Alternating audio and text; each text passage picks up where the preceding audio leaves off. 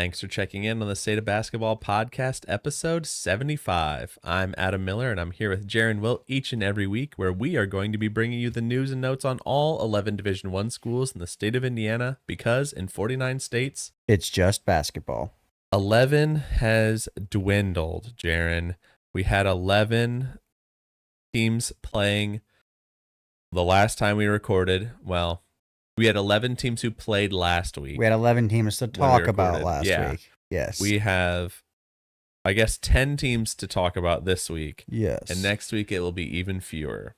Just 4. Yes. Right? Just the 4 high majors. Yep. But that doesn't change our schedule any. We are going to be here. You know what? I guess we probably won't even be talking about those 4 schools very much next week, because next week we're going to be here. I'll try and pull some strings. To be here a little bit early next week. But we'll be talking about the bracket. We will have in 1 week, we will have a bracket. We'll be looking at a bracket. Jaren has a printer up there. We can print out a bracket and have it. Oh, yeah. What a beautiful thought. Yes, like last year, we were able to go live. We were able to talk about the week prior ahead of the selection show, and then talk about the selection show, like live react as the picks. Mm-hmm. But obviously, kids get older, and it is a lot. You don't have a newborn anymore. I might be able to swing like a 5:30 start. That might be ambitious. If I could. When you said get here a little early, I was thinking like 5:58, 7. Oh, I was thinking like an hour earlier. Well, I really want to go live, and then if we go live, then I'm home in time to watch White Lotus live, which would be sick. Yeah, because I've been having to watch on Mondays, man. It's not the same, and it throws me off. Yeah, like I want to be. I also have a lot of shows that I'm watching actively with like weekly releases, and several of them come out on Mondays. Yep. So not being able to watch a White Lotus on Sundays really just... And Gemstones on Sundays too. I know. Starting tonight. Tonight? I'm pretty sure it's tonight. That sounds right. Oh my goodness. So we might need to reevaluate our... We didn't change our schedule for House of the Dragon. Well, that was off season. It was off season. A lot of those were pre-recorded, so it was a little easier. Yeah, from home. Because you were able to watch from most House of the Dragon nights, right? Yeah, I think so. I wasn't able to because my sister's fiance he goes to bed because he gets up a lot earlier than us. So, but that's neither here nor there. That's not what we're talking about. It's a touch into our personal lives. What we're talking about here is we're going to be talking about I guess it's technically the last week of the regular season. It's that weird limbo. Not weird, because it's great. That limbo where you're getting the regular season still for power conference teams and the MAC, and then you're getting like conference tournaments for a whole bunch of other teams, and conferences that involve our teams. Yep. And so it was like a lot of fun. I'm longing for the day that the very first bid for the NCAA tournament goes to Southern Indiana, because they are the OVC is the first bid every single year. So we're not power ranking this week though. No, it just didn't seem fair and like viable, because Southern Indiana didn't play, and it was really just the conference tournament. And I don't think there would have been that much of a shakeup with the 5 teams that played regular season games. And like that's kind of what it is like we'll reevaluate and do a ranking at the end, but after the NCAA tournament. Yep. Yeah, just because we didn't do a ranking doesn't mean that you can't get a discount on coffee. That is valid. So just because the rankings aren't going live, you can still get a discount on coffee. Go to Crow's Nest Coffee Roasters. Get 15% off every order, or get a nice discount on a subscription, whatever you want. And honestly, it's John Rothstein's favorite coffee. He says we'll sleep in May, and he uses Crow's Nest to help him get to May. Doesn't he famously tweet that he's never had a cup of coffee? I just like, doesn't he though? Yeah, I mean, he doesn't have a cup because he drinks a whole pot. There we go. What do you mean? There we go. Okay. Mugs only. Never had a cup of coffee, only a Yeah, mug. exactly. But it's our favorite coffee, and It that's is more ours. important. So go ahead and get yourself some coffee. But let's rip through these, man, because I want to talk a lot about kind of what happened this week, because conference tournament week is so fun, and we've got some tournaments to preview. We previewed them a little bit like we previewed the ones that have already mostly happened. Yep. But we'll talk about them. So you just want to jump into Ball State? Yeah. So they did go down a couple spots in Torvik. They're 271 presently from 269. They did go 0-2 to finalize their regular season, meaning that their overall record is 14-17, and they finished 7-11 in the MAC. They lost to Central Michigan 69-67, incredibly heartbreaking. Then they lost at Miami of Ohio 79-66. So we talked last week, right? They needed to win one. They needed one of these. Yeah. Because we talked 2 weeks ago and said they need to win one of their next 4. Yep. And finishing the season 0-4 is tough. So after the Central Michigan loss, excuse me, there again, those wild scenarios of like X, Y, and Z all need to occur. Yeah. Right. To make for them to make the tournament. Right. And there were 3 conditions, and this is after they lost to Central Michigan. So with 1 game left, these are the conditions that needed to apply. Ball State needed to win at Miami, and IU needed to win at Central Michigan, and Western Michigan needed to win at Bowling Green. Well, 2 of those 3 things happened, and unfortunately, one of which was the one that didn't, I guess, is the one that Ball State could control, right? Which is just absolutely brutal.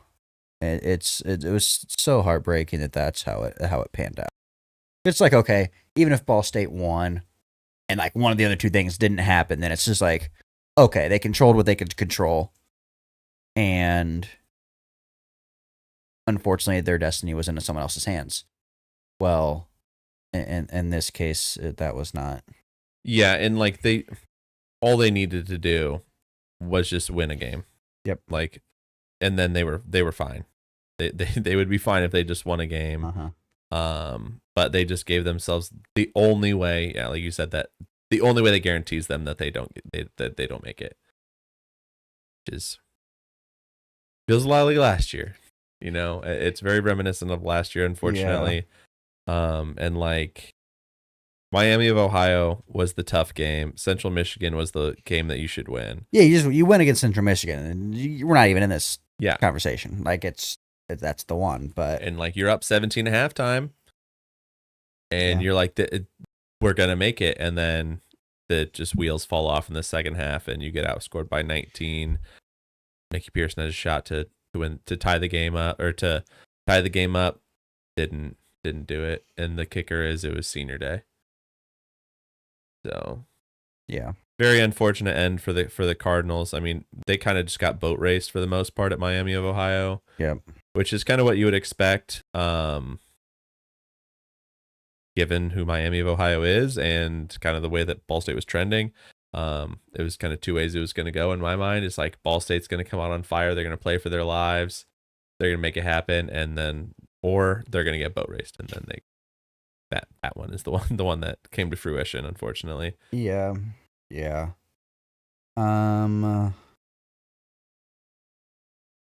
So their season's done, and it's sad for a lot of reasons. And for this reason, I hate not every team making it. Like, there are 12 teams play in Arch Madness. There are 12 teams in the Missouri Valley. They all make it. Yep. Why not do that for these other conferences? Kind of frustrating, because for me the allure of like the conference tournament is that like, obviously your regular season matters because it gives you the best seeding, but the allure is anyone can win this conference tournament. Yeah. Anyone can. Yeah. NC State can win. NC State can win the ACC tournament and go to the NCAA tournament and then go to the Final Four. But not in the MAC. Like if you're ninth, sorry, you don't have that opportunity. Right. So that's one thing I don't like about this. The OVC, the Big Ten now, the ACC. I think they cut some teams out now because they're so big. I think so. I don't know for sure. Let me look down because there's like 18 in the ACC as well. Well, while you're doing that, they're only a 15 team bracket. Okay. Just like the Big Ten, so they cut 3 out. So while you're doing that, I'm gonna start us off with Butler. Mm-hmm. They went down in Torvik. They're 77, down from 71. They did finish the regular season. I guess their final week of the regular season, going 0-2 as well. They are 13-18 overall, 6-14 in the Big East. Those aren't their final records of the season, but those are their final regular season records. They will be playing in the Big East tournament this week. Because all the teams make it in the Big East. Yes, because we had just established that too. So on their first game of the week, they lost to Xavier 91-78. Then they lost at Creighton 87-74. I said it last week, man. They had the opportunity to do I don't want to say funniest thing ever, but the best thing ever by just absolutely beating Xavier on Butler's senior day. Yeah. And popping Xavier's bubble. Yeah, pushing them out, closer out of the tournament. Would have been great.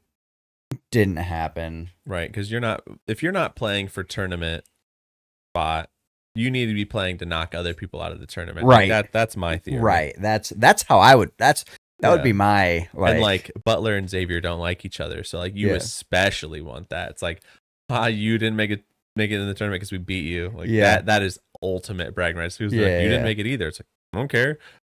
Neither did you. Right. Man, that game, Xavier just played incredible.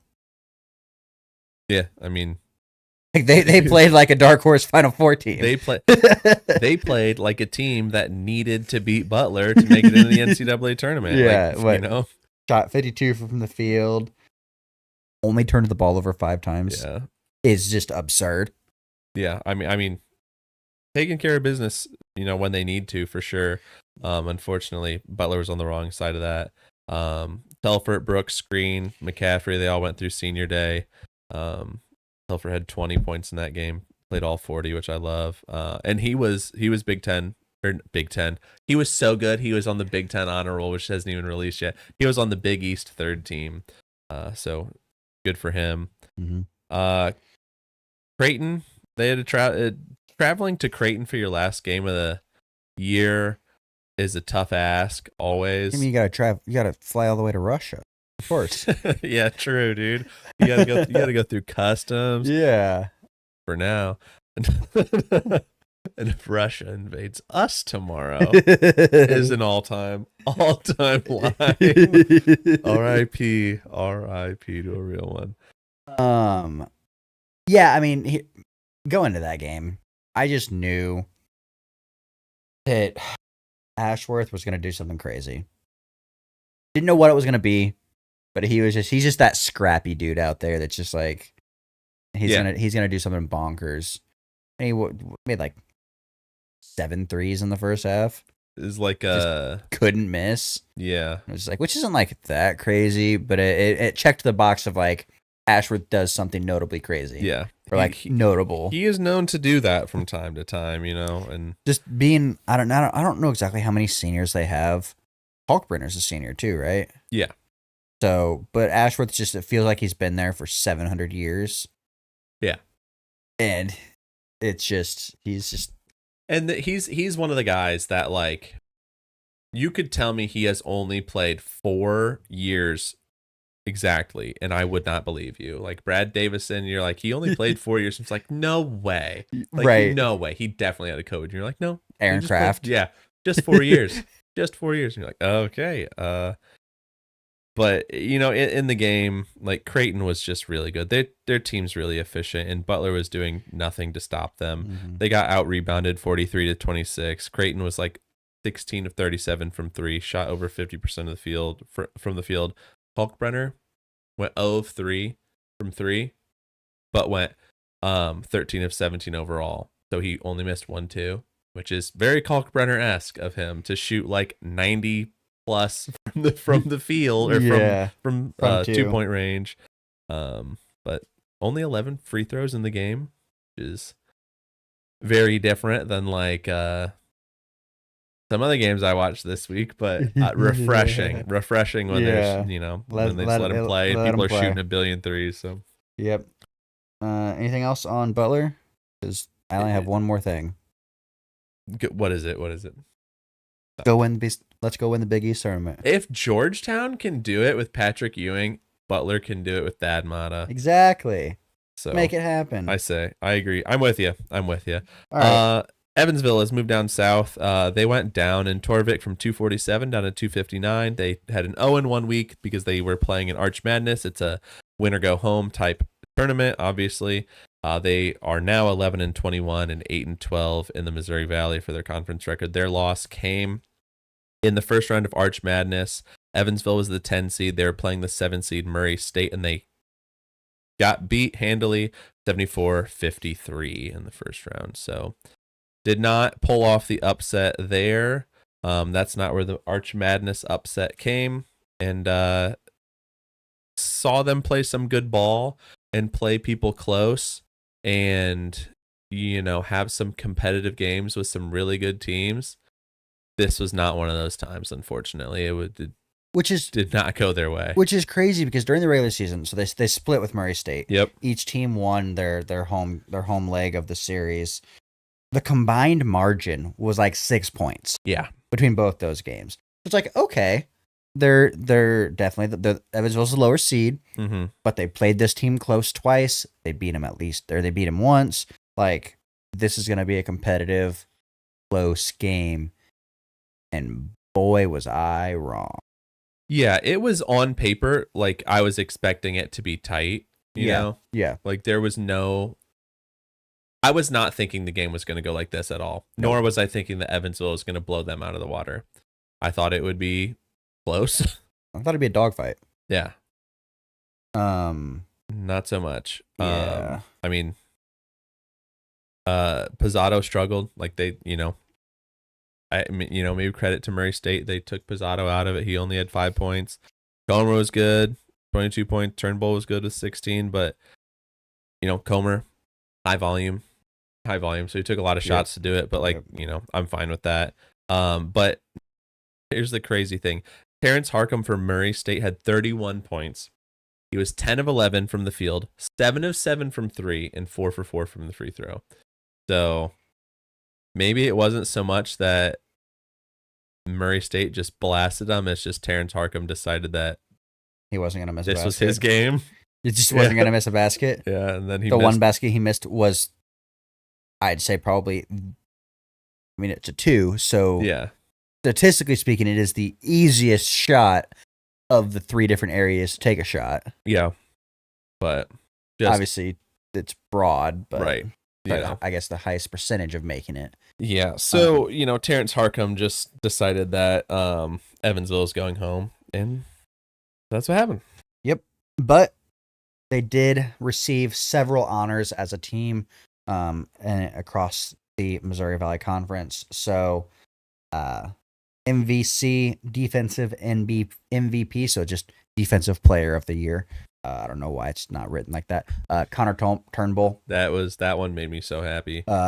He was also on the all defensive team. Imagine he wasn't. It's like it's like you're like high on a roll, and then that means you like aren't on a roll. Like, you're the player of the year, but like you aren't on the team. Right. What? Yeah. And then Comer was second team all MVC. He was also on the all newcomer team. Pizzato was on the all freshman team. And then Cam Hafner was the MVC on the Missouri Valley Conference most improved team. So several players got all conference recognition, which love to see.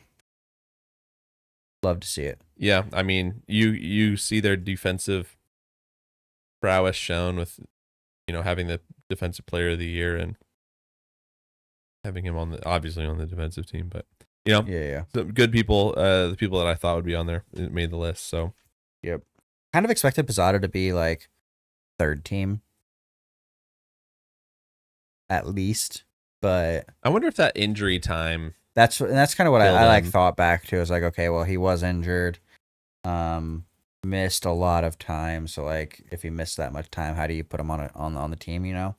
But anything else for the Aces? No, that's all I have.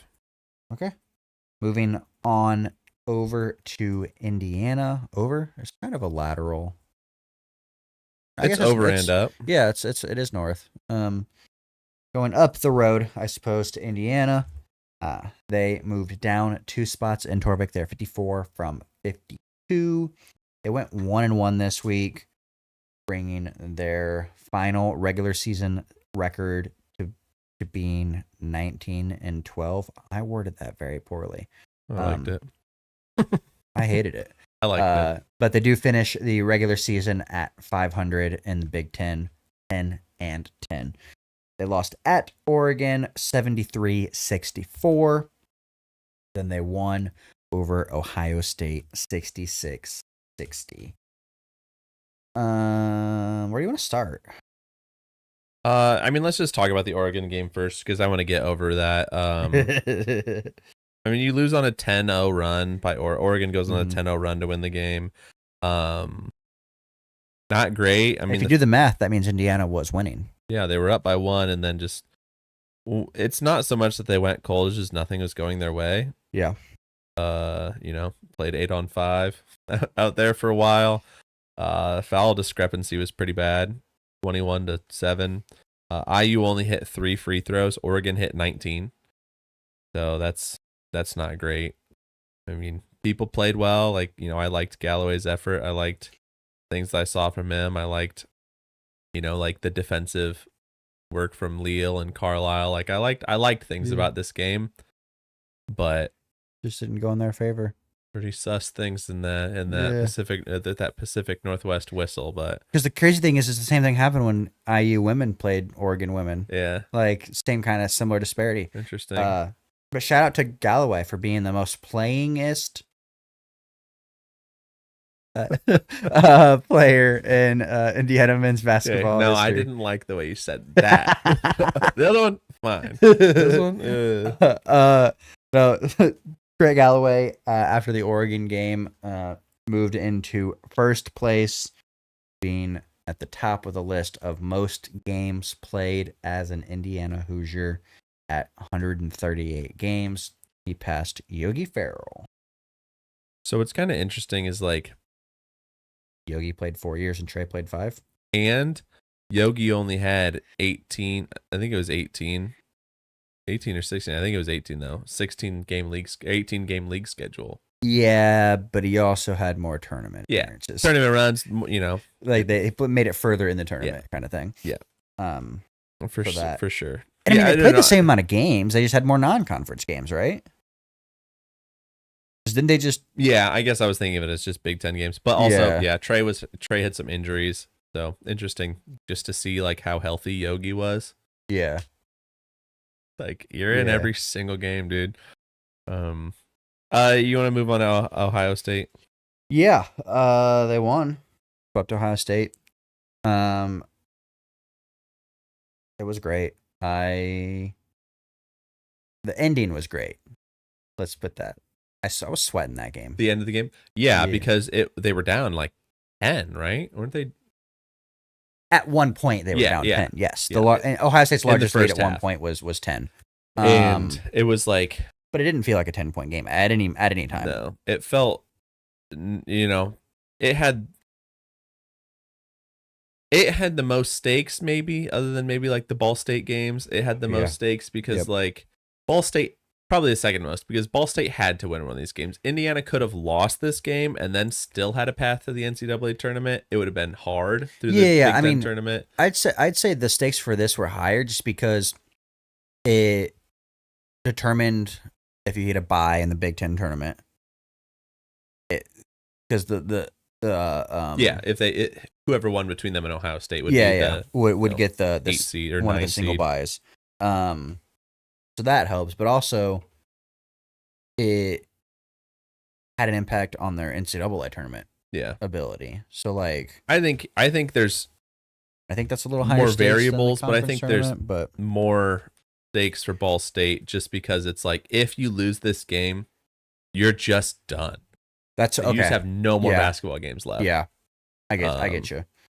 But regardless, it didn't matter because they won, and they won by 6, and like it was tight all the way through, and then they're up 2, and shot clock's winding down, and Galloway just pulls Steph Curry range.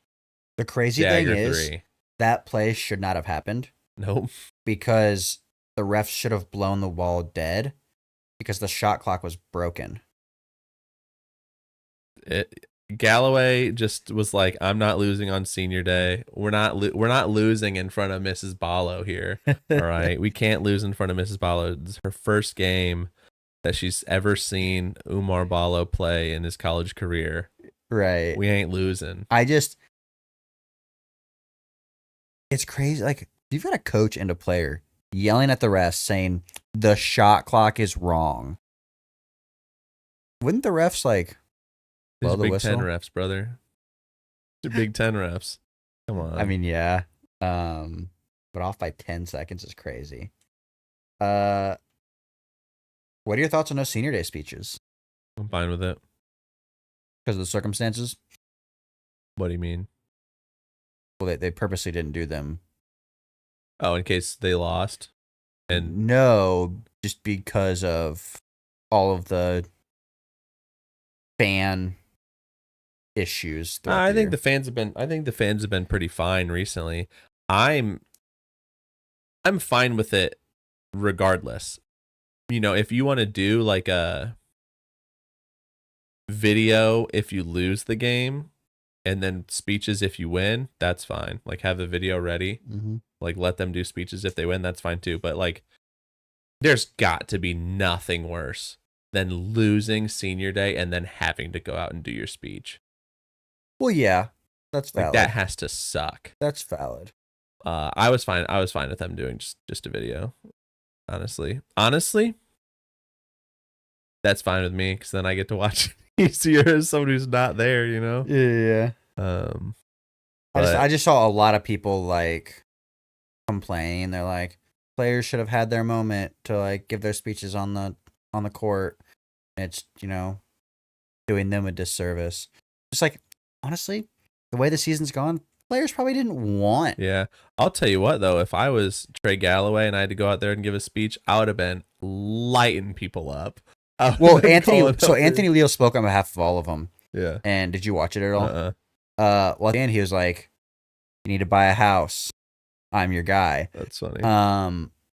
But he was just like thanking a bunch of people, mostly, you know, program people and university people on behalf of everyone. Yeah. And then he got to the fans. He was like, I really don't have anything bad to say right now. But I thought he was about to just like, you know, say some shit. And he's just like, you know, you guys have been all right. You guys have been pretty all right lately. Thanks for the support. Yeah. I mean, I okay. So this kind of ties into my question I had on IU. Does IU rally if they don't make the announcement? Are they at this point where they're slotted to be in the NCAA tournament if they don't say that they're firing Woodson when they do? I think the way they're playing now is because of the certainty. They know what's happened. They know that Woodson's leaving. Mm-hmm. I think if they would have, if the university came out and said Woodson is not leaving. He will be our coach next year.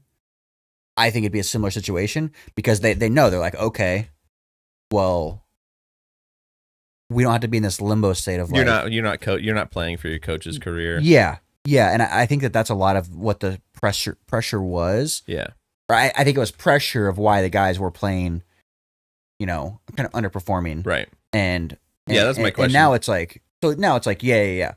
So I think if you worded the question, if they announced that he fired him, I think there's the two different. They made an announcement about his future. Okay. I think is where I draw that line in my head.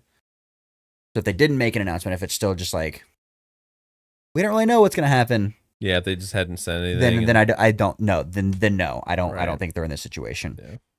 Yeah, I'm the same way. I think if they don't say anything, then this team doesn't come together, because I think now it almost feels like they're trying to not win for their coach to like save his job. They're trying to win to send their coach out at the highest possible note that they can. Right. Which I like that. But yeah, I mean, it would seeing Woody talk or whatever, it was like, it's kind of sad that whether he retired or whether they pushed him out, it's a little sad to just see him go. But got some I'd like to hear your opinion on this. Resi Nezi commented in the chat on Twitch. Hearing rumors Ben McCollum is a dark horse for the IU job. I've heard Ben McCollum attached to that a lot. Then it says, but Chris Beard is the primary candidate. What are your I don't think anyone knows who the primary candidate is. Yeah, I'm in that same boat. That's like whether you say the primary candidate is Ben McCollum, or you think it's Chris Beard, or you think it's still Brad Stevens, or you think it's Brad Burnell. I don't care. I don't think anyone has been told who the primary candidate is. I think Scott Dolson is deliberately not letting it get out at all. Yeah. Like they did this similar with hiring Signetti. Like I'm of the mindset personally that until Dolson says who the guy is, no one's the guy. Yeah. Everyone's the guy. And I think a lot of the reason why Chris Beard is being brought up so much is because Chris Beard's team is floating that. Yeah, it's all coming from Chris. A lot of it's coming from Chris Beard. Whether directly from him, he's making night references, or having Rick Pitino or Jeff Goodman, do a favor. People who are friends of Beard. I personally, I don't want either of them. I don't want McCollum. Ben McCollum. Winning is winning. If you win at whatever level, winning is winning. My thing is, why did he wait so long to go to D1? Why not, man? And why did he only go to a mid-major? Like, it's just like same state. I don't know. Stay in the same state. I don't know. But I do think that there's a lot of people who want the job. But which is what Resinesi said most recently. But I just think you don't believe anything you hear. Yeah, is pretty much that. I think that's kind of the philosophy. Even if someone's been listed ruled out, other than like Dusty Met, yeah, he's out. Like he just took a new contract extension. Yeah, I would assume TJ Otzelberger probably also out. Whether he was even having like legitimate talks with them or not, Iowa State probably wanted to shore that up on their end. But yeah, I wouldn't believe anything until IU, and you probably won't hear anything until middle of April, maybe the beginning of April, middle of March. Start perking your ears up when teams are losing in the NCAA tournament, basically. But let's move to Indiana State. So they went up a little bit in Torvik from 217 to 208. They played in Arch Madness this week. They played one game and they lost it. Win or go home. 14-18 is their overall record now, and 8-12 in the Missouri Valley. Their loss was in the first round game. They were the 9 seed. Southern Illinois was the 8 seed. They lost that game by 1, 86-85.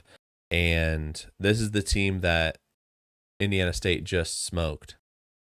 Yeah. They're in their their last game of the season, and then they had to turn right back around, which I think is always hard to play the same team literally 2 times in a row. And in a 4-day span. Yeah.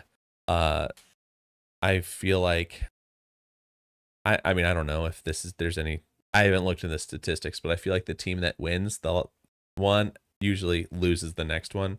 That happened with another team that we're gonna talk about. Yeah, like it's so far it's yes. Holds true for the 2 times that I'm looking at it right now. Right, yeah. The crazy thing, so that SIU game. Yeah. Right? We've made a lot of comparisons to Indiana State's team of last year to this year. How this year it's Teal and then whoever else helps out that day. Yeah. And last year it was everyone scoring. Yeah. Just who's going to score the most. Everyone's good, someone's great. Right? Yeah. First game this season where 6 players scored double digits or more. Sucks that they still lost. Yeah. But I was ready to call this the Aaron Gray game, dude. Yeah. It's just like I saw it and I was like, double digits. I was like, let's go. Okay. Then you look at the final score and it's just like, yeah, unfortunate. Yeah, I really wanted Aaron Gray to will them to the win. Yep. Didn't happen. They went on it, like SIU went on a 6-0 run late to go up 3, and that was enough. Yeah, ISU took the lead back a little bit, but couldn't get it. Couldn't get their last second shots to fall. Would have been, again, we talked about it, would have been really fun if they had won, because then they would have gotten to play Drake in the next round and had an opportunity to give Drake a stinky loss for sure. Yeah.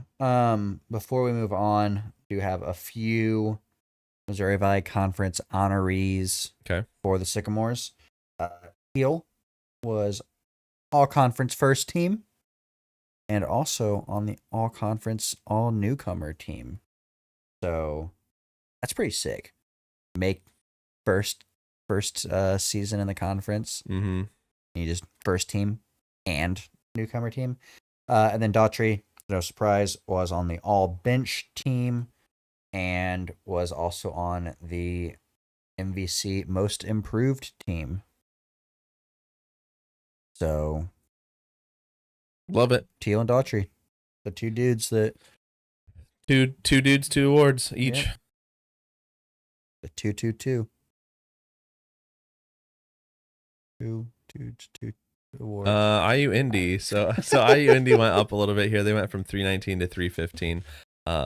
In Torvik, they played in the Horizon League Championship. That's what their whole tournament is called.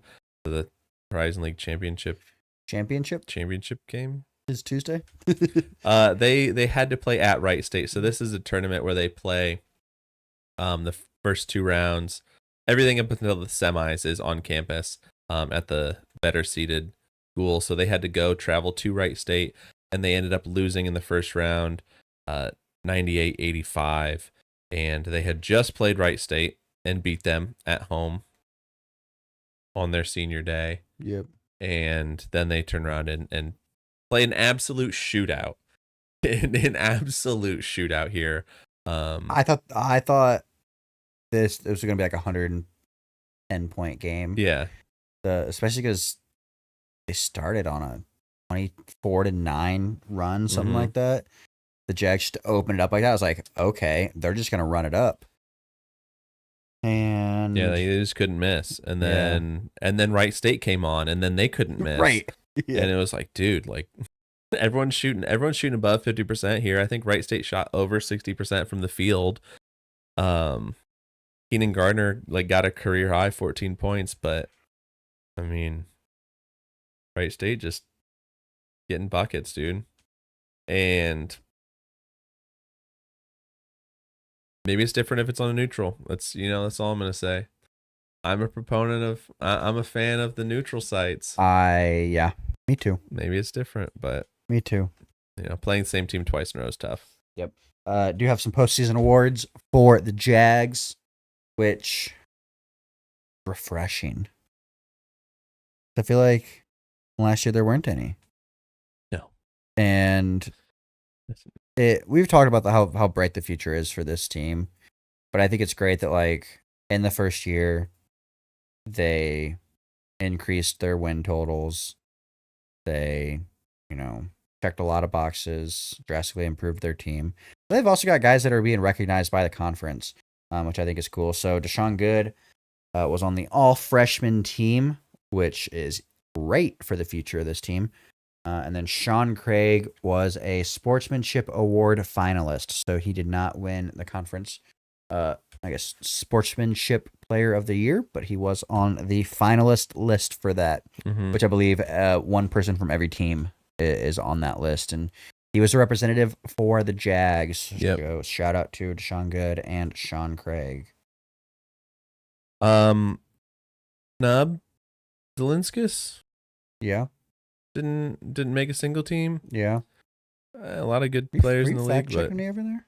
no, I was wanting to look at all the people. Yeah. Because I wanted to look at the sportsmanship awards, see what the heck that was about. Yeah. I'm pretty sure it's one person from every team. That's what it appears to be. No, No, there's not enough people on here.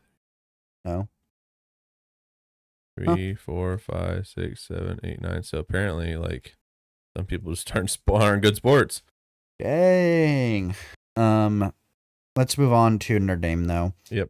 They moved down 2 spots to Torvik. They're 95 from 93. Crazy because they went 2-0 this week. They finished the regular season 14-17 overall, and 8-12 in the ACC. They got a win over Stanford, 56-54. And then they won over Cal, 112-110 in 4 overtime. So they effectively played 2 games against Cal.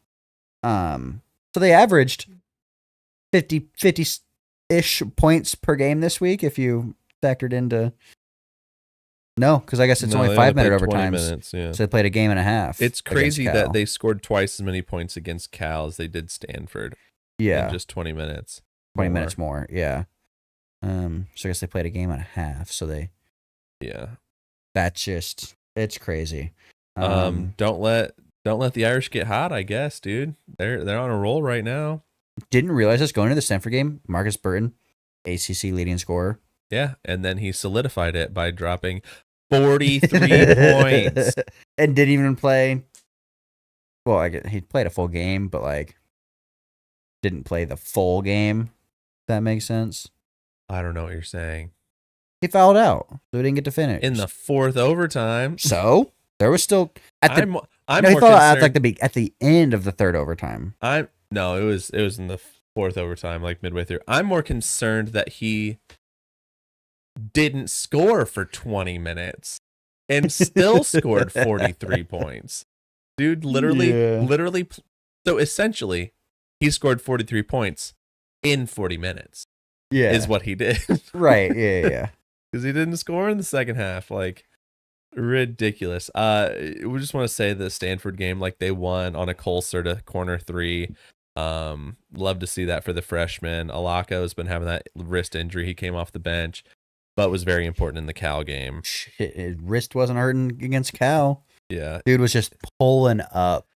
And I was talking to my cousin who is a huge Notre Dame football fan. Yeah. Just doesn't watch basketball. Just doesn't watch basketball in general. Okay. But he was watching. I got him looped in on it. He was watching with me. I was at a family get together to watch the UFC fights. But once second overtime hit, he was locked in, and he was just like, every time Alako, especially in the 4th overtime, pulled up, he was just like, why is he doing that? He's rushing the shot. It looks long, and then he just... Like, brother, this is Matt Alaka. Allow me to introduce. I've been watching this man for 31 games. Minus the ones that he got hurt. Right. I was just like, no, this is what you want out of him. He's making these shots. The dude's cold ass white boy. Yeah. I literally said, I was like, and that is what in the basketball world is called a cold ass white boy. Yeah. Showed him the exciting whites picture. Yep. Yeah, I mean, Burton and Tay Davis fouled out, but like they still got the win on the backs of, Matt Alako, primarily. Yep. And It was the first quadruple overtime in the ACC ever. ACC game that's gone into quadruple overtime. And Notre Dame is like good in long games because the last time that they had to go a game that went to 4 overtimes or more was a quintuple overtime game against Louisville in 2013, which they also won 104. How does that make sense though? If it was the first 4 overtime, but Notre Dame Louisville was a quintuple overtime game, Jaren. That's a different thing. That's dumb. That's a different thing. That's like faking stats almost, because it's like because the first 4 overtime game makes you think that no game has gone to 4 or more overtimes, but a game going to 5 overtime means that it went to at least 4 overtimes. You know what I mean? I mean, a double overtime is different than a triple overtime game. Yeah, but to get to triple, you have to go to double. Yeah, but they're different. So it should be the first game that has ended in 4 overtimes. No, that's not how that works. That's exactly how that works. Talk to ESPN Stats and Info, brother. I will. All right. I will file a formal complaint. No, send them an email. Let me know what they say. Okay. I know people at ESPN. ESPN Stats and Info? I know people at ESPN. Okay, let me know. Not too many of them left anymore, so it's... Let me know. Okay. But a good win, and we'll talk about what they've got ahead a little bit later. But let's talk about Purdue Fort Wayne because their season came to an end this week. They went up a little bit from 177 to 175. They lost in the first round of the Horizon League Championship. They played at Youngstown State, and so that brings their total record to 19-13 and 12-8 in the Horizon League, and they obviously went 0-1 this week. I just can't I can't help but to think of the fact that if they had beaten Cleveland State or just won one more game, they avoid this because they would be hosting a game. They would be the 4 seed instead of the 5 seed. Yeah. But you think about like how they've played down the stretch. I don't know that it really, I don't know. Like, I hate playing that like. I think they win What one more if? game, they get the 4 seed. I think that they win this game. I don't think they would have been playing Youngstown State if they had beaten Cleveland State. I think that the matchup would have been different, but they would have been hosting, and I think that would have been the difference maker for them because they only lost by 5. Quentin Morton Robertson was really trying to keep this close. Mm-hmm. And he had 21 points, 50% from 3, but Bello really got taken out of it. He only had 6 points, and like they started out 16-7. It was kind of like the IU Indy game where they started out hot. I was like, all right, this is gonna be it, and then just didn't pan out. They got down the stretch. They just couldn't do it. They tried to bring it back, but they couldn't close the game. Yeah, basketball gods just didn't want them to win the game. Like they tried to rush a 3 at the end, which like I feel like usually goes in the Don's favors. I feel like they just, if the shot clock's winding down and they need to get a shot off, they just find someone, they throw up a 3 and it goes in. In this case, it didn't. But though their season came to an end, they did have a couple players recognized by the conference. 2 to be exact. Okay. Can you guess which 2? Of course I can. Of course I can. So Jalen Jackson was recognized as the Sportsmanship Award winner. So we talked about Sean Craig being a finalist. Jackson was the winner. He was also on all conference first team. In addition to being on the all league first team with Jackson was Rasheed Bello. Mm-hmm. But Rasheed Bello was also on the all defensive team. So Their star-studded backcourt was recognized across the conference. Yeah, as they should be. Yep. Bring us to Purdue. They moved up one spot in Torvik. They're 13 from 14. They went 1-1 this week, bringing their regular season record to 21-10. Finished 13-7 in the Big Ten. Got a win over Rutgers, which was really more than a win. It was a slaughter. They won 100-71. Then they unfortunately lost at Illinois 88-80. Fun fact, after the Rutgers game, Purdue was 106-4 since the start of the 2017-2018 season when scoring 80 points. And unfortunately, after the Illinois game, they were 106-5. That's funny. I was reading that. I was like, nice. They got another notch. And it was like, ooh. Balance out the ratio. Yeah, they had no problem with Rutgers. I mean, as soon as Dylan Harper went to the bench with 2 fouls, like they just went on a 10-0 run and just absolutely cooked them. So Caleb First had his senior day. He's the winningest class, I guess, which makes him maybe like the winningest. Yeah, we talk about that as like he's technically, I guess, the winningest player because he's part of that class. Right. But like, I don't know. I'd put it. He can put that. Caleb First, MD, winningest in Purdue history. But they scored a school record 1.61 points per possession in that game, so that was high octane offense. And then the Illinois game, I can't help but to think that I doomed them because there was like 5 minutes left and Braden Smith needed a singular rebound. That's it. Singular rebound to get to 10 rebounds to get a triple-double. And I was like, oh, that's happening. Like, easily that's happening. And it did not. It did not happen. Yeah, you texted me about it, and I was just like, didn't happen. No, So. in my head, I was like, homie just jinxed it. Also, call back to the 4 overtime thing. Louisville and Notre Dame were not they weren't in the ACC when they went to 5 overtimes. That makes sense. That would make sense. They're both in the Big East. Shout out to ESPN Stats and Info for Notre Dame was in the Big East. At the time, both programs were in the Big East Conference. That's crazy, man. Sorry. I was adamant. I wanted to figure out. Hey, I figured there was some word or something left out of the thing. Now I found out you just omitted an entire sentence. I didn't. I never said that they were both in the ACC. Never had to.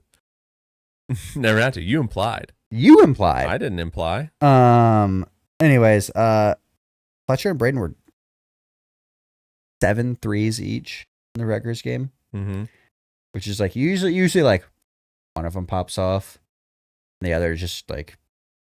Well, it was free real estate out there, dude. It was easy money. That's true. Trey Kaufman-Renn scored his 1,000th point. He needed like 9 points, I think, after the Rutgers game, and then he scored 29. So I guess he's at 1,020 points right now. But Yakachonis just hits a 3. Like Purdue was in this game, and Yakachonis just hits a 3 to give them the lead, and that was kind of like the dagger. Like the Trey Galloway had the dagger, Yakachonis had the dagger this week, and Humrickhouse, I think, had like 3 free throws at one point late. Like got fouled on a 3, and the final 2 minutes they got outscored 13-1. Brutal. Yeah, that's getting home cooked. That's home cooking for Illinois. IU got cooked by Oregon's home cooking, and Purdue suffered the same fate at Illinois. But they just got beat by their rivals, Oh my god, dude! I hate that pretending that Illinois is I don't care Anyone's if it's rival. Indiana or Purdue. Your rival's Northwestern. Get out of here. Yeah. Get out of here. You can have Southern Illinois if you want. And so in the Illinois game, I didn't realize, so Cassius Winston, right, is widely regarded as one of the best point guards in college ever. Like, it's just one of those things. Like, he was that good. Not even the best point guard from his own school. I guess. And Best career. Yeah. There we go. Yeah. Braden Smith shattered his league assist record. He, was it single season? Yes. So the single season assist record was 157 assists by Cassius Winston. That was in the 2018-2019 season. And Braden finished what? Braden didn't break this last year? Apparently not. That's crazy.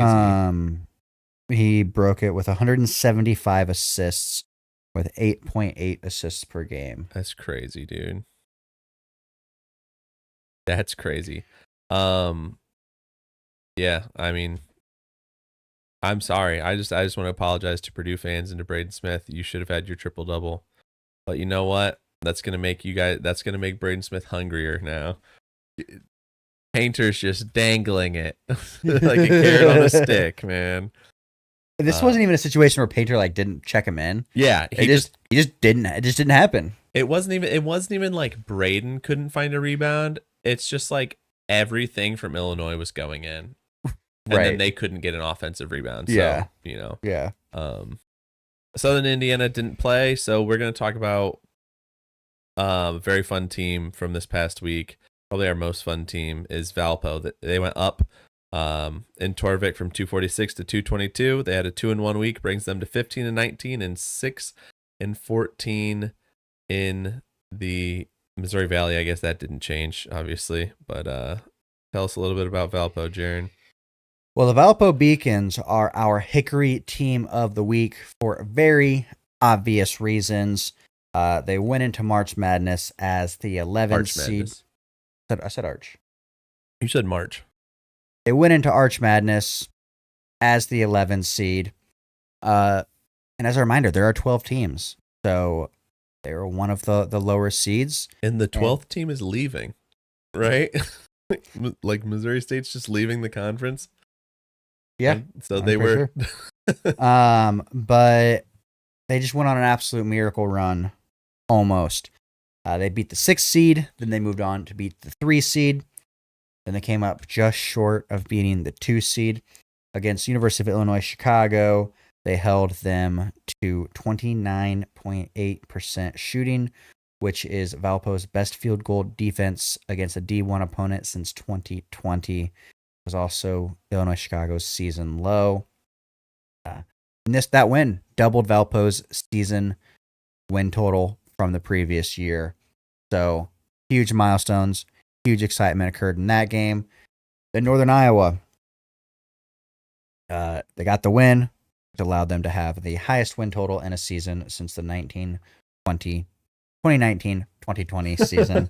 You had me for a second. I was like, there's no way, bro. The Drews. And then the most exciting part about that win to me is that Valpo beat Northern Iowa in back-to-back games in a season series for the first time ever in 40 all-time meetings between the team. That's ridiculous. 2 teams. So they played twice this season, one in the regular season, one in Arch Madness.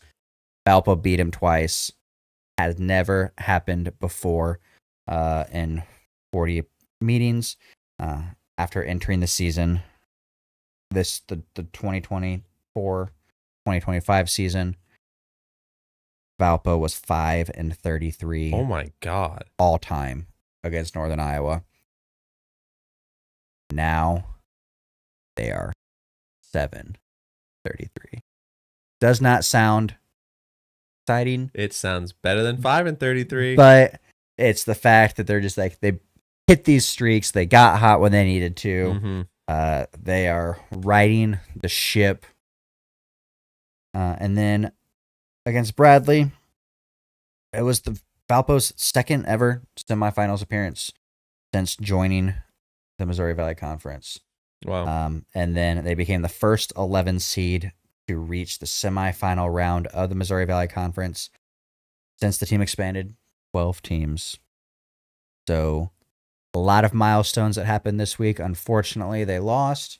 Should have been there. But it was a legendary week for the Beacons. And that's why they are our Hickory team of the week. Yeah, dude. I mean, I saw so many people that were tweeting about Valpo that I've never seen tweet about Valpo, and just like talking about like Valpo for this conference tournament week became America's team. Like they absolutely did. Everyone was locked in on Valpo because they shouldn't have been there, basically. Is what it seemed like. And that first win was 67-50. They just smoked Illinois Chicago. Like just cooked them. And then the UNI win, I think UNI went on a 20-0 run in the second half after Valpo was up, and they still managed to win the game, which is ridiculous. And then they could have won. I really think that they could have won against Bradley. Bradley is tough. But Darius DiVero got hurt in that one, like in the last 2 minutes. And like really, I don't know if it was poorly timed, just poorly timed coincidence. Like he's down hurt, but like Bradley's team on the bench is like celebrating. Like they had, I think, maybe scored on the play. They're like celebrating, and it was just like, okay, the guy's hurt, like literally right in front of your bench. Like, come on. But All Right was incredible, dude. He became America's darling, and like it wasn't even like watching him in the NCAA tournament. Everyone was just like locked in on him the 2 weeks before. Yeah. Which was really, really cool. It just makes me sad because now I'm just like doom scrolling, waiting to see the announcement if he enters the portal or not. And I hope to God that he doesn't. Which I'd be interested to see if people think that he will. Roger Powell was able to retain Schwieger, which is huge, obviously. And, I don't know what Valpo's NIL is, but I imagine since the tournament ended, All Right's phone has been blowing up. Yeah. And, I think the pitch to stay is there. Like, be a legend. Yeah, be a legend. Stafford should be back, so like you'll have help. Yeah. Obviously you had Schwieger and like Schmidt, but like you'll have help. Another scorer who can help, but like the ball is in your hands. Like the ball will be in your hands. The ball is yours. Yeah. And Schwieger was great. I thought it was interesting. I was looking at like how many people were at these games because obviously like teams like Drake and Belmont and Bradley are gonna have a lot of people there. Mm-hmm. But the first game, UIC versus Valpo, there were 3,849 people. So it's like, okay, so you figure, be generous and say half of them are Valpo fans. Which is probably not right because they were the lower seed. So like UIC fans are probably there to then watch them play 2 games. You know what I mean? Yeah. Whereas Valpo fans probably weren't super excited about watching their team as the 11 seed. So, give them about 2,000, give or take, 2,000 fans at that game. Then they play UNI where there's 6,090 fans. So now their fans are outnumbered at least 2-1 because those Northern Iowa fans are there cheering on Northern Iowa, and people just at the tournament. But like each time they played another round, there were more people at their games. And the neutral fan was probably becoming a Valpo fan, other than the Bradley game, where they had almost 8,000 people. Yeah, I mean, you also got to think about, like, they don't clear the stadium between games. Yeah. But this is the late game each night. So, like... That's true. Are you staying late for, I bought session tickets, yeah, even if I'm not maybe. I But mean, if like, I'm at that point, if I'm yeah. not a Valpo or like a UNI fan, I'm probably like, I'm probably staying there because I'm a fan of the other team, or like I saw what All Right did the night before, Yeah. and like now I'm like, all right, now I gotta see it for myself. That brings up a good question though. I almost want to ask. I want to ask Logan, from Evansville, just because we Yeah. obviously know him, how that works. Because like, you buy a session ticket. How do they get game 2 of the session, like, attendance? Like, how do they know attendance? Because people could just leave, Yeah. but if there's games back to back to back, like they don't, and I don't think they clear the arena. Well, I think you can buy single game, right? And then you can just buy session tickets. So they probably just count session tickets as an attendance for all games, don't you think? Yeah, And then they add in the single tickets. do that count? Yeah, that's what I would guess. Okay. But they were the late game though. The first night and the second night, they were the late game. So theoretically, they should have had every session ticket added into their count if that's how it worked. Right. Huh. I don't know. That's a really good question. Because I'm not refuting these numbers. I think it's great. There's been. It just like sparked my mind. It was like, count. how does that? The ushers they each have an individual ticket every time someone. But No. They just do it like they under 12-minute timeout. Like, count your section. Don't go to the concessions at the under 12. But no, like I'm pretty sure they have session tickets. Yeah, I would assume they have both. Like, you buy tickets for this day, you buy tickets for this day. Yeah, and it's like for the whole day. Or if you just want tickets, like, yeah, they usually sell single game or full sessions. And Yeah. I've never been to Arch Madness, so I don't know. But it's just, yeah, it's just like I'm curious how that works. I don't know, man. Is the official numbers? I don't. That's a good question. Got to know how they pull them. Maybe they're making them up. And honestly, if they are, that's okay. I'm okay with it. Yeah. It's more of just like my own curiosity. You're not going to be able to Google it. No. That's not what I was going to look Uh-huh. up. Dude, I'm so basketball pilled that I went to Google Drake and I almost just typed in Drake. And then the autofill came in and I was like, yeah, that's not what I want, because it was obviously the rapper. Yeah. But I mean, seriously, like, watching All Right, he was he's the only player who didn't play in the championship game who made the all tournament team, which makes sense. Yeah. But you have anything else on Valpo other than how fun it was to watch? Like, it's nice because it stinks that they didn't make the championship game. Mm-hmm. Like, I wonder what would have happened to Drake's NCAA tournament chances if Valpo had beat them,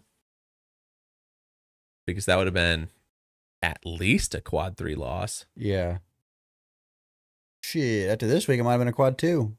No, there's no way. I don't know where the quad lines are per se, but just for a reference here, there were 7,952 people at the championship game today. So almost as many people at the semifinals at the quarterfinals game. No. Huh? What do you mean? Oh yeah, semifinal. Yeah, you're right. Come on, Interesting. But that is a perfect segue, because our Jimmy Chitwood Player of the Week this week is obviously All Right. For the third time this season, I think he was week 6 and week 16, if memory serves, and now week 18. So he scored 75 points in these 3 Arch Madness games, 2 wins, 1 loss. He led the team to a win over the 6 seed Illinois Chicago, a win over the 3 seed over Northern Iowa, and then they barely lose by 5 to the 2 seed Bradley. So, like, other than playing the number 1 seed, the hardest path to get to the championship game, he just went nuclear. Every single game was great. He, was the only player not in the championship game to be on that all tournament team, and It was the second most.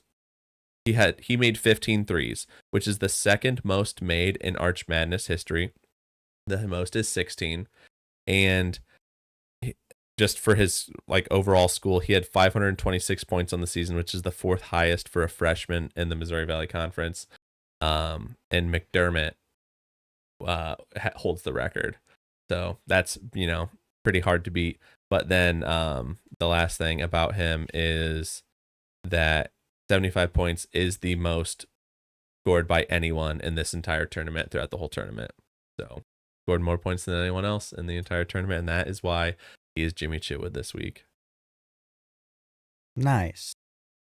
That's all right, man. That is an all right thing to be. And we're gonna stay in the state-ish, state and state adjacent, because we're gonna be talking about the conference tournaments that apply to our teams next week. So we'll start with the Big Ten. Why? Because that's the one that our intern put into the notes first. I mean, or you could just say why, because it has the most teams at stake. True. That's true. So we don't know who Purdue is playing yet. They will play.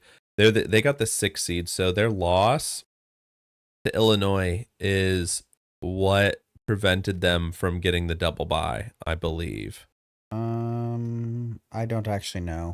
I'm pretty sure that if the Big Ten standings, so that would have had to have moved them 2 spots. I just don't think that. Well, they would have been.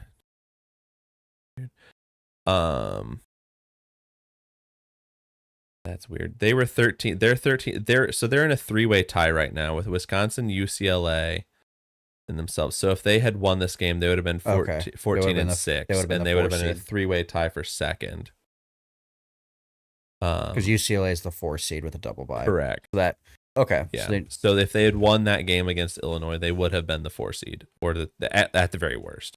I don't know how the tiebreaker would work between Maryland and Michigan. Nor do I want to think about it because it doesn't matter. They will play the winner of USC and Rutgers, and their game's going to be at 9 p.m. ish, probably 9:30 on Thursday. But at noon on Thursday, Indiana plays Oregon.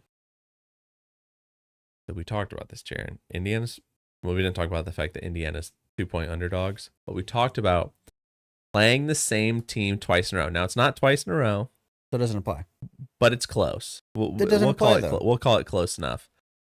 They're playing them within 2 weeks. Gosh, is it really within 2 weeks? No, within like 9 days. 9 days apart. That's close enough. I just think this situation is too. There's too much separation, so it skews our data. If there was more than one game, I'd be fine. I'd say there's too much, but I think Indiana just lost to Oregon. Now they're mad, and now they're gonna play. Now they're gonna play harder, which is the same thing as the other teams. Like Wright State was mad they lost to IU Indy. Boom, they knocked them off. But didn't Purdue-Fort Wayne Purdue-Fort Wayne played Cleveland State, and then they played Youngstown State. Oh, okay, it was a couple weeks since they played Youngstown State. Yes. I thought they played Youngstown State before Northern Kentucky. Or before Cleveland State, but they played Northern Kentucky before Cleveland State. So, I think Indiana's mad. I think that they have more at stake here. Like winning is pushing them, they're still, if there's bid stealers, there's still a chance that Indiana gets a trip to Dayton. Especially because if I know the committee, they are salivating at the thought of Indiana, North Carolina in the first 4. They are like, they might have written that in already. Just because of how much attention they would get. Yeah, dude. Michigan State, UCLA, banger. Yeah. Banger. Of course they want to do it. Yeah. So I think that Indiana needs to win. No, I don't think Indiana needs to win. I think if Indiana wants to avoid that at all costs, they should win against Oregon. Yeah. If they win that game, then they'll play the 1 seed Michigan State. If Purdue beats USC or Rutgers, then they play Michigan. Let me just say, of these two teams, Indiana, much more favorable path. I'll take playing Oregon, then Michigan State any day of the week, which is wild to think because Michigan State is good, but they already beat them. Yeah. They know they can handle business. I don't know, man, because like Michigan State is like 8-1 in their last 9, and the one loss is Indiana. Like, we're talking about teams that are mad. Izzo gets mad. Yeah, but I think I'd rather play Michigan than Michigan State because Michigan is struggling right now. Michigan State looks like they're rolling. Yeah, but I mean, Purdue has to play Rutgers again. That's a trap game. Then Dylan Harper's playing for draft stock. Right. And then they'd have to go on to play Michigan, which like Dusty May is just going to figure it out. Yeah. Like, I think Michigan could win the Big Ten tournament. Big Ten tournament champions is going to be interesting. I assume it's going to be Michigan State. Yeah. But then you have to either play probably Illinois or Maryland. Yeah. And I think having to play either of those teams if you're Purdue is not ideal. Right. If you're Indiana, you want to beat Oregon, obviously, then you want to beat Michigan State. And then if you do that, you want to see UCLA come on the other side there because 100%. you do not want to play Wisconsin again. No. No thanks. But that's why I just think Indiana has a more favor. Like when I look at it on paper, I'd rather have Indiana's path. Okay. That's fair. But none of it's pretty. But we're glossing over the best part of this bracket is that there is a scenario where we get Indiana Purdue in the Big Purdue Ten in the championship game. Yes, that there is a scenario. There is a non-zero chance. It is unlikely. That would feed families. Oh my gosh, for dude. generations. It would be crazy. Especially because that would be the deciding factor on if Mike Woodson is above or below 500 to Purdue because he's 500 right now. And to get above 500, he would also have to get their first ever Big Ten tournament championship. Which, every time I see Woody talking, he's like, let's go win this Big Ten tournament. Dude, It'd be crazy. If there are any if you want to make a futures bet right now, it would be a nice cap to his coaching career. But that's an interesting one. That would be an interesting one. That would be crazy, dude. That would be a crazy game. Just for like that would be the best finals game that you could probably have. I think is IU and Purdue in the championship game. Like that would be the best. Yeah. I mean, I guess you could say like I don't know. Like who do you want? Like you don't want Michigan State, Michigan, because Michigan State smoked them just the other day. Yeah. Just today. And then right. I don't know. Maryland, Michigan State would probably be pretty good. Michigan State, Illinois could be pretty good too, just because Illinois, you never know what they're gonna do. It sounded like I said Illinois, but I said Illinois is. But anyway, anything else on the Big Ten tournament? No, let's talk about the Big East. All right. So can you read this bracket, Jaren? No, it's one, it's tiny as hell, so I can't read it because I have to zoom in a lot. Then the Big East graphic, it like does not. I think this is the official Big East one too. Yeah, it makes no sense. It makes zero sense. Because I don't have lines of like Butler and Providence play in the 9-8 game. Yeah. Who then the winner of that goes on to play St. John's as the 1 seed. And then like and that's in the quarterfinals. So it's like no one plays. It's like TBD plays St. John's. But there's Marquette and Xavier who are like the team that like those two are matched up together. And then then there's 2 teams that are like TBD. Like the Big Ten one makes sense. The 2 teams that are already predetermined for that have that bye. Yeah. There's just No one else. Jaren needs lines, guys. I He need he needs lines. I need it to make sense. But Butler does play Providence. Yes. On Wednesday at 4 p.m. Right? I'm currently banning someone on Twitch, so I don't know. That's funny. They play at 4 p.m. on Wednesday. Yes, that is what it's. They play against Providence, so I mean a winnable game for sure. Like by at least 3 points, according to Vegas. Yeah, which is funny because, well, poor Vic, not Vegas. Oh, is that? Yeah. I thought. They're the 9 seed, but they're favored, so they're the underdogs, but they're not the underdogs. Win this game, you got to play St. John's. Yeah. And I think St. John's and Rick Pitino want to do everything in their power to win this tournament.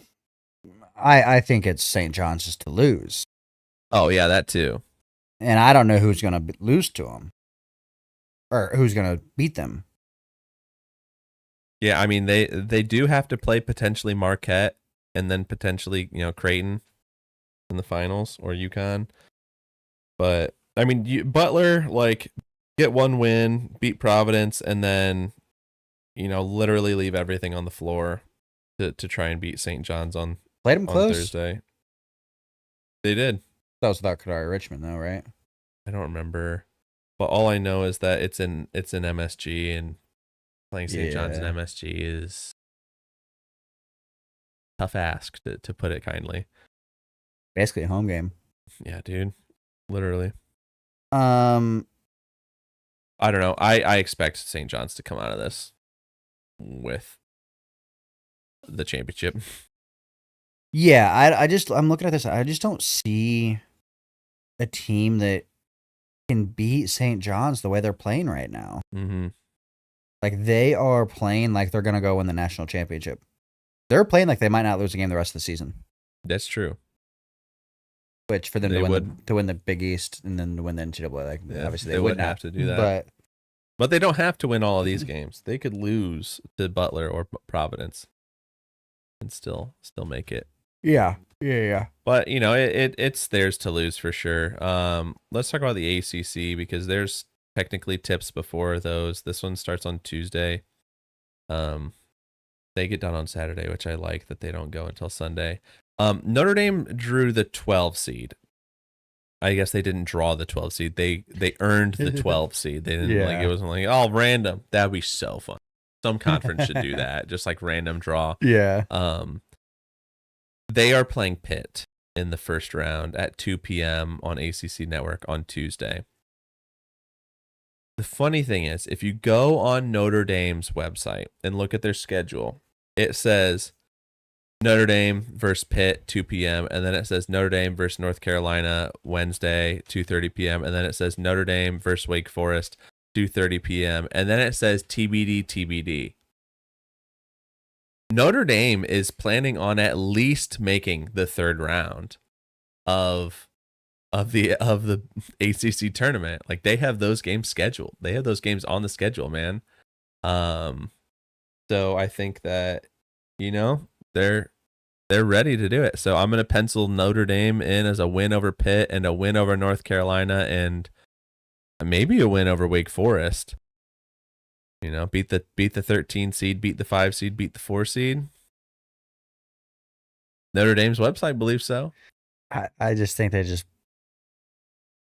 planned out their games. They just put them all up there. Yeah, some would say that.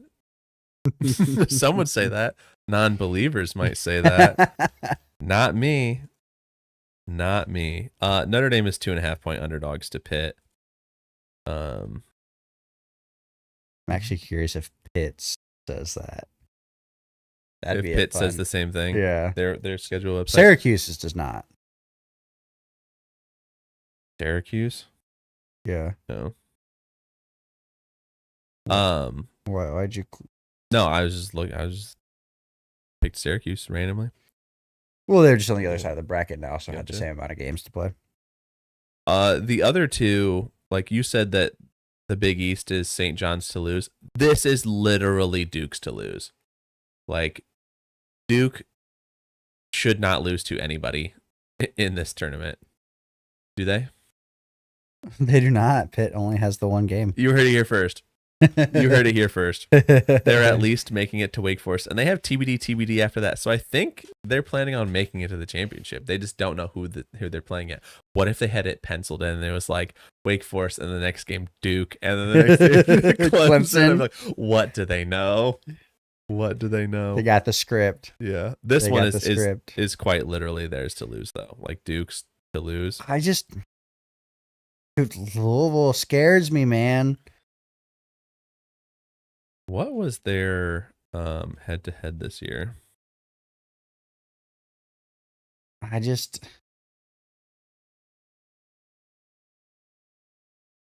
You think Louisville is going to challenge them? Yeah, I think they could. I mean, sure, but like there's no reason that they will. They played Dude, where is it? Duke, they lost on December 8th at home, 76-65. Which is fair. And that was in a rough stretch for Louisville.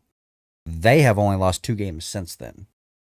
So, Duke also beat Illinois by the worst margin in the program history, like 40-some points. That's fair. Duke is pretty good. Yeah, Duke will be Duke will, no matter what happens, unless Notre Dame makes it and then beats Duke in the quarterfinals, the semifinals, I guess. Unless Notre Dame beats them, they will be a 1 seed. So yeah, Duke doesn't have much to worry about. Like they could lose to Wake Forest and be fine, but.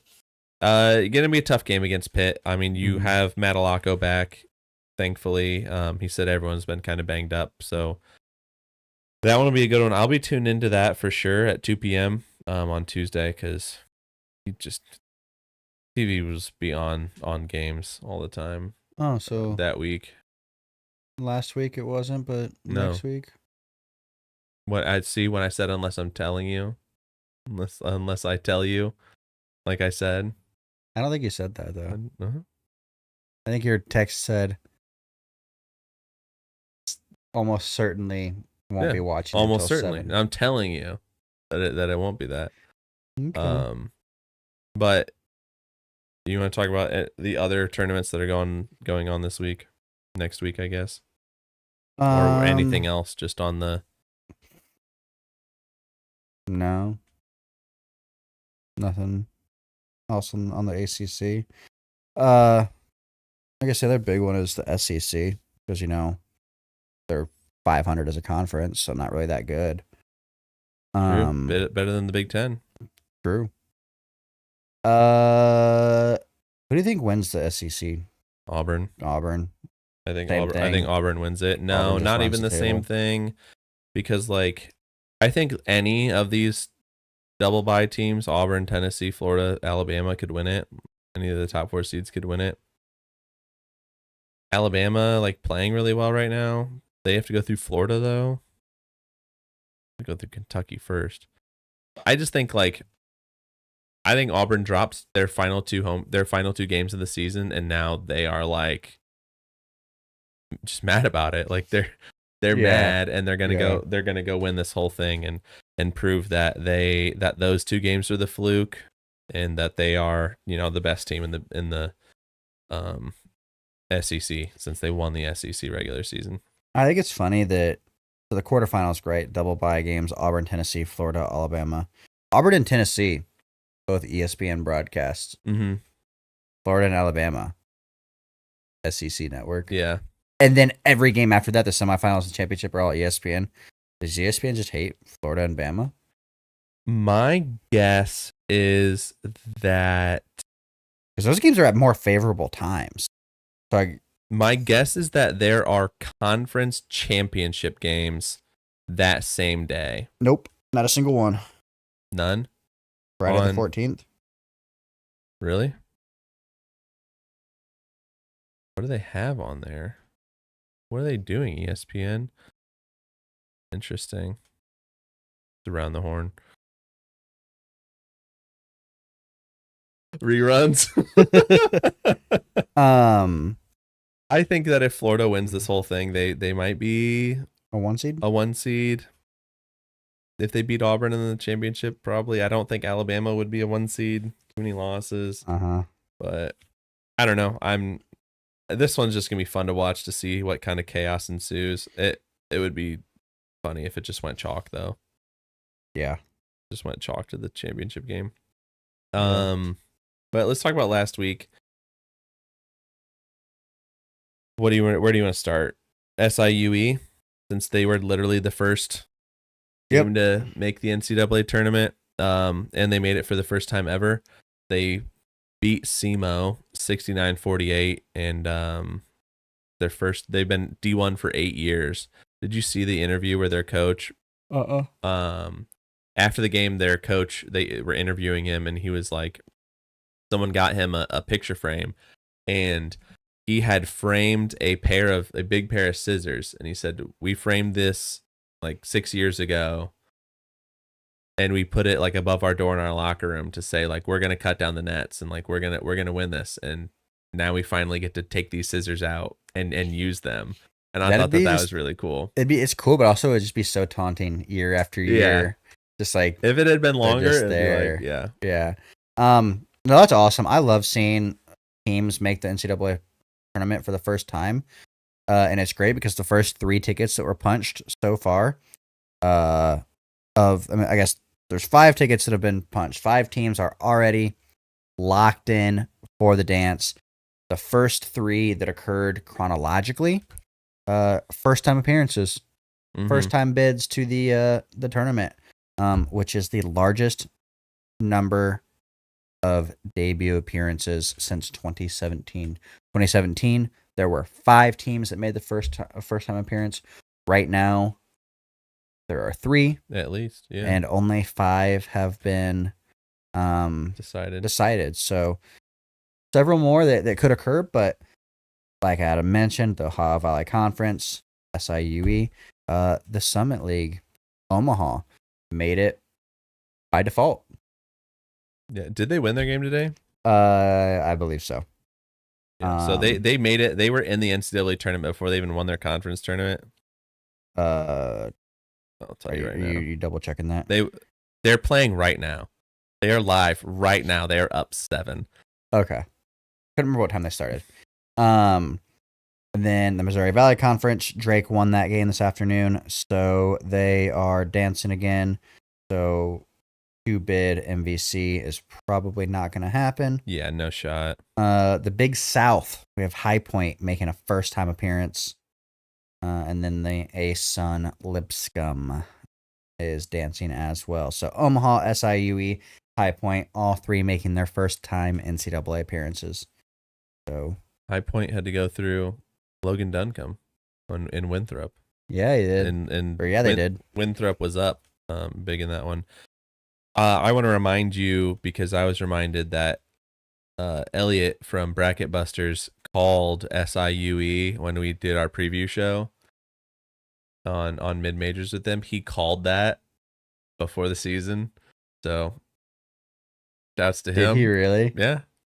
He texted me. He texted me and he was like, "I can't believe I called that." I was like, "Yeah, dude, that's wild. I did not remember that. If you had not texted me this, I never would have remembered it." I'm sure we have it written in our show notes from that. I'm sure it is. So we might get to see. I saw someone. So you brought up the trash can beating that Omaha does. Yes. And I saw someone say, like, if I want Omaha to win their first round game in the NCAA tournament so bad. Like, I don't know if they'll. I mean, I would assume that they would probably be in a play-in game, but like if they win a game in the NCAA tournament, trash can beating of a lifetime. Yeah, like just the best that could possibly happen. Other notes is Kevin Keats brought NC State to a Final Four last year, and then they already fired him. Yeah. So, they fired him, but like he released a statement, and I thought it was like interesting that like at the bottom of the statement he said like, I'm entering the transfer portal, which is like, okay, Kevin Keats is at least funny. Like Right. he's at least got a sense of humor about it. He knew if he didn't make the Final Four last year that he wasn't gonna, continue to be there. But I already saw Will Wade's name attached to it. I also saw that. I have not seen it from anyone but Jeff Goodman yet. So take that with a grain of salt. And I assume you saw the Red Storm shanty. Yeah, you texted me about it, and then I responded and said, "Yeah, I saw it last night." Jaren, it's called doing it for the show. No, you dissed me earlier, so I'm mad. Hey man, you said playingist. You judged me for that, and you didn't like that, so I don't like this. They Kadari Richmond hit the game winner to win their game, I think, against Marquette, and then their first triple double since Ron Artest, which is wild. But them being on the Tonight Show with Fallon, like with that Rick Pitino going on the Tonight Show is in funny. general, yeah. But then them doing a sea shanty this many years later, after like sea shanties weren't the thing, which is probably the better time to do it because it makes it funnier. But well, sea shanties, they popped off. I guess it's been they had like 3 years. They had like two ups, and then they like kind of died out. 3 years ago, they were popping. Yeah, again, but yeah, sea shanties bang. I agree, and I thought that this one was incredible because they had all the players and they were doing it was very well done. Yeah, and it was really good, and like they had the white suits. It was really good. I originally played it, and I showed it to my wife, and my 1-year-old son was dancing to it, and I was like, "Let's go." He knows. A man of culture. Yeah, he knows that sea shanties rock.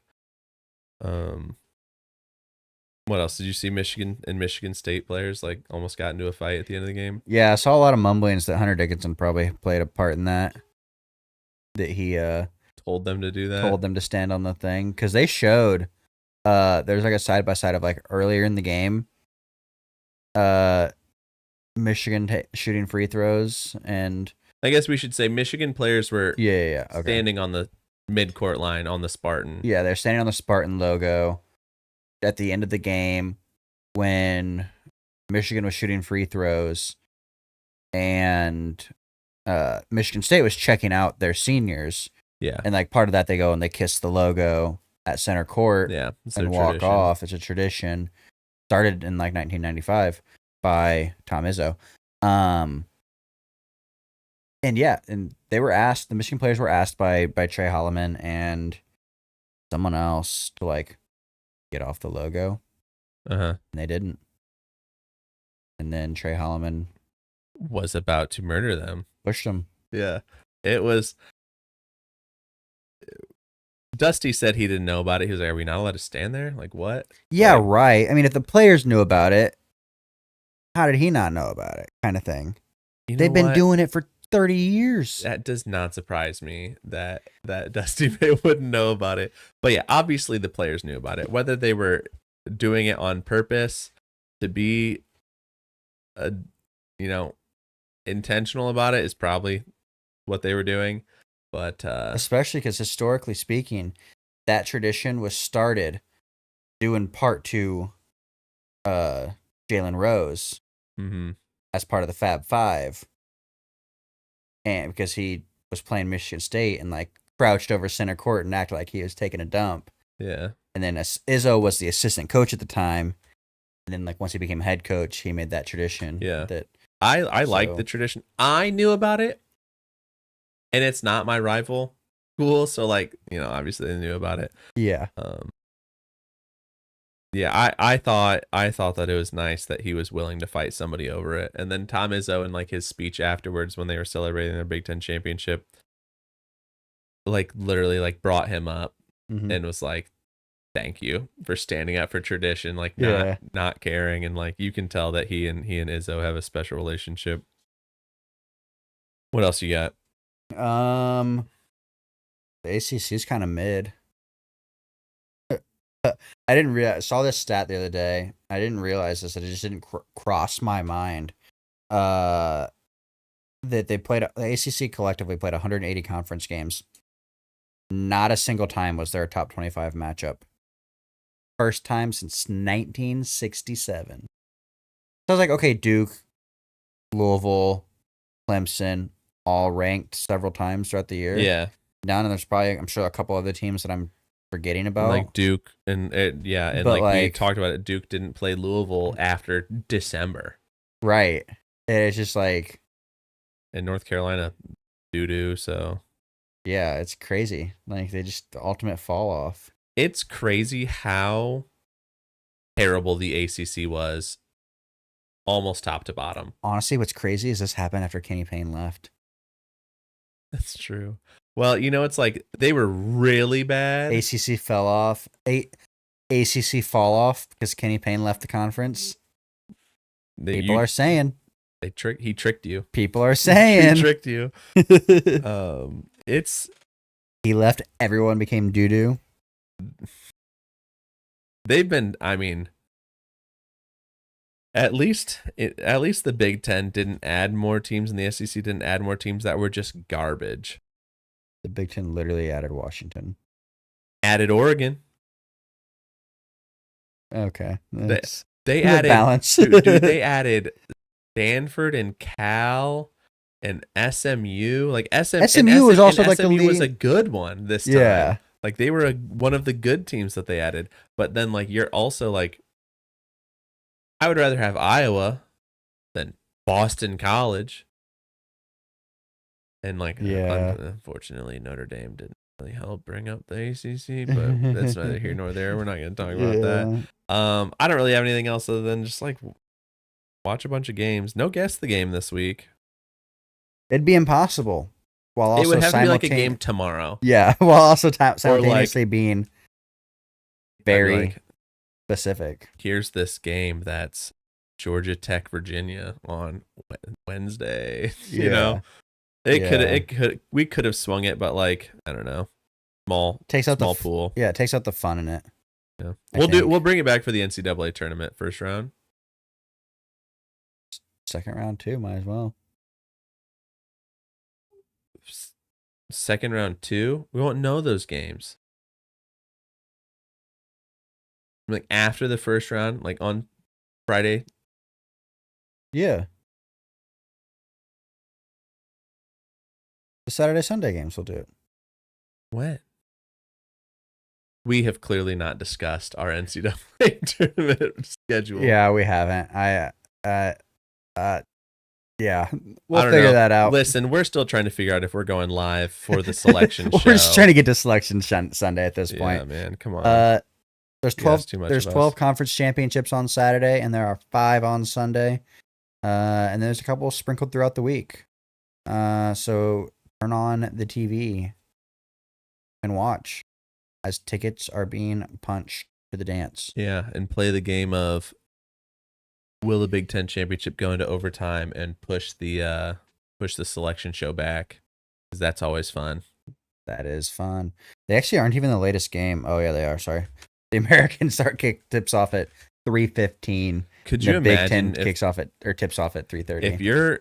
If you're there at the American, like cut the power to the building or something at one point, so like they have to push back the selection show for me. Do it for me. Yeah. I don't know. Well, we'll tweet out and let you know what time we're going to be live on Sunday. Probably. Good. Maybe we just go live and don't tweet and don't tell anyone. We just shadow drop it. We just shadow drop our thing. But yeah, I think at this point the clock is showing quadruple zeros. It's time for us to get out of here. Thanks for checking in on the State of Basketball podcast. We will see you next time. And remember, in 49 states, it's just basketball.